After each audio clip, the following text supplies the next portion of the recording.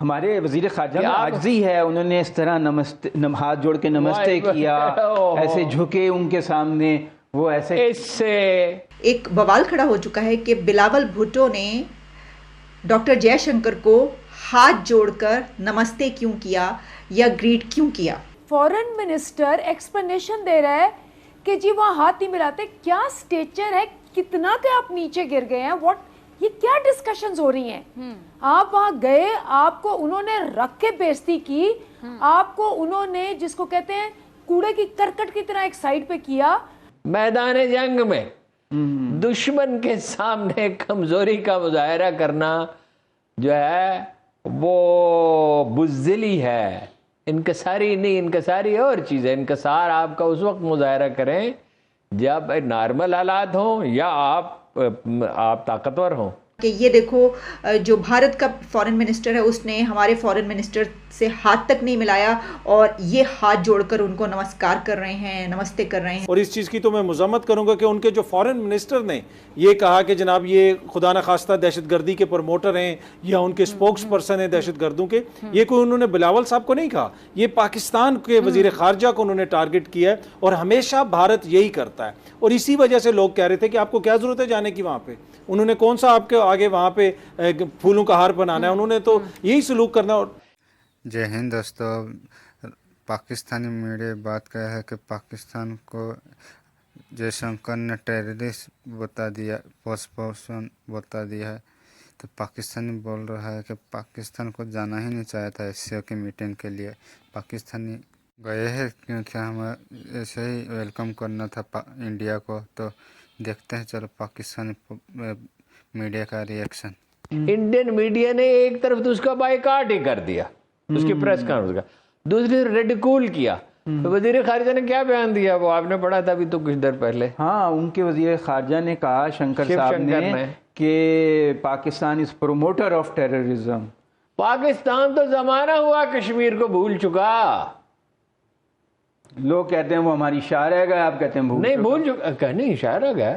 ہاں، لوگ اپنی شارک کو بھی بھول جاتے ہیں. اچھا، لوگ خود کو بھی بھول جاتے ہیں. سورہ حشر کی آخری آیت صوفیہ جو پڑھتے ہیں نا، بالاہتمام آخری حصہ، وہ تو خیر دوسرا ہے. ویسے یہ حاصل کیا ہوا بلاول زرداری کے دورے سے؟ توہین. انڈین خوش ہوتے ہیں پاکستان کو ہیوملیٹ کر کے. میں انڈیا کے معاملے میں سب لوگ پریشان ہیں نا، ہمیں اللہ کے فضل سے کوئی پریشانی نہیں ہوتی.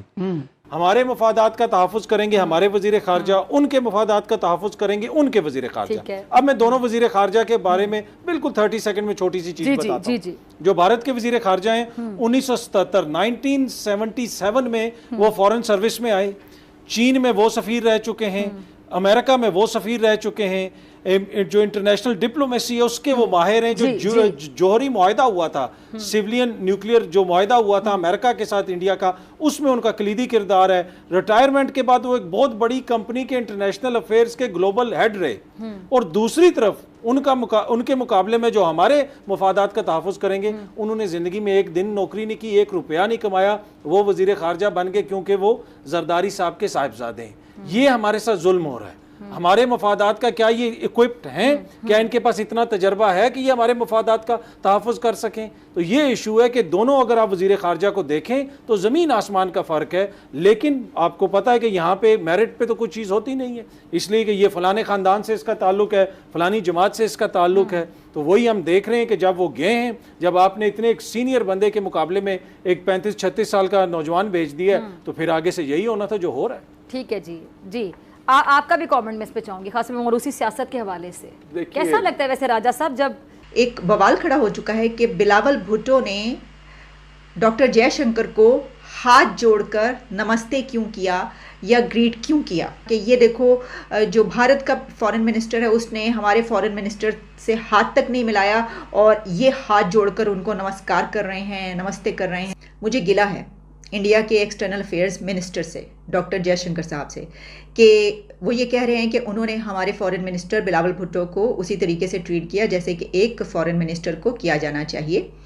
ان کو بہت اچھے طریقے سے ریسیو کیا گیا، سارا دورہ ان کا بہت اچھا رہا، یہی یہاں پر بھی کہا جا رہا ہے. لیکن اگر آپ نظر رکھتے ہوں اور آپ نظر بھر کے اس کلپ کو دیکھیں اور ذرا آبزرو کریں तो आपको ये नज़र आएगा कि इस क्लिप में डॉक्टर जयशंकर की बॉडी लैंग्वेज क्या है और बिलावल भुट्टो की बॉडी लैंग्वेज क्या है।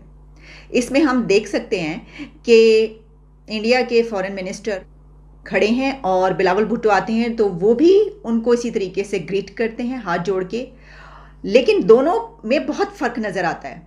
डॉक्टर जयशंकर होस्ट होने के नाते वो झुकते भी नहीं हैं और उनके चेहरे पर कोई मुस्कुराहट भी नहीं है, कोई स्माइल नहीं कर रहे और ऐसा लग रहा है कि वो कुछ गुस्से में हैं और बहुत ही सीरियस मूड में। अगर गुस्से में नहीं है तो सीरियस बहुत ज़्यादा नज़र आ रहे हैं। जबकि बिलावल भुट्टो जो कि एक मेहमान हैं, वो जब उनकी तरफ बढ़ते हैं तो वो अपने हाथ बांधते हैं, उनको ग्रीट करते हैं और थोड़ा सा हम देखते हैं कि बेंड होते हैं और स्माइल भी देते हैं हंसते हुए, फिर वो उनके पास जाके खड़े हो जाते हैं। लेकिन जयशंकर जिस वक्त उनको ग्रीट कर रहे हैं उस वक्त उनकी नज़रें बिलावल भुट्टो को नहीं देख रही, वो सीधा देख रहे हैं, स्ट्रेट देख रहे हैं और बिलावल भुट्टो की तरफ वो देख तक नहीं रहे।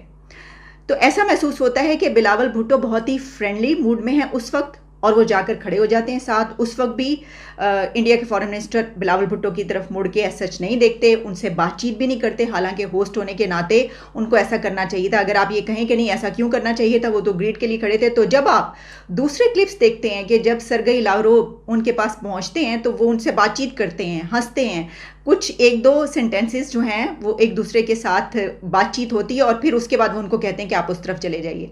वो सबके साथ ऐसा करते हुए नज़र आ रहे हैं लेकिन और सबकी तरफ देख रहे हैं, लेकिन उन्होंने बिलावल भुट्टो के चेहरे की तरफ देखा तक नहीं। मुझे ऐसा महसूस हुआ है तो मैंने कहा कि ये तो अब देखें इसके ऊपर हम क्या कह सकते हैं। मुझे जो महसूस हुआ मैंने बात आपके सामने रख दी कि उन्होंने बाद में प्रेस कॉन्फ्रेंस करते हुए ये कहा, लेकिन ऐसा लगता है कि शायद ये वो जो एक एपिसोड थी बुजर ऑफ गुजरात वाली उसका शायद रिएक्शन है। बड़ी डिटेल में बताया, दोनों फॉरेन मिनिस्टर्स का कंपैरिजन किया, लेकिन अतर भूल गए कि उनके फॉरेन मिनिस्टर को पता है कि उसने शायद प्राइम मिनिस्टर नहीं बनना।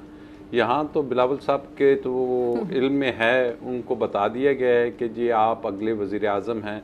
दिस इज़ सो अनफॉर्चुनेट कि हमारे मुल्क में इस वक्त ना आइन की बात हो रही है, ना पार्लिमानी डेमोक्रेसी की बात हो रही है, ना रूल ऑफ लॉ की बात हो रही है। सिर्फ ये बात हो रही है कि खान को नहीं आने देना, खान नहीं आएगा, अगला वज़ीर आज़म बिलावल है।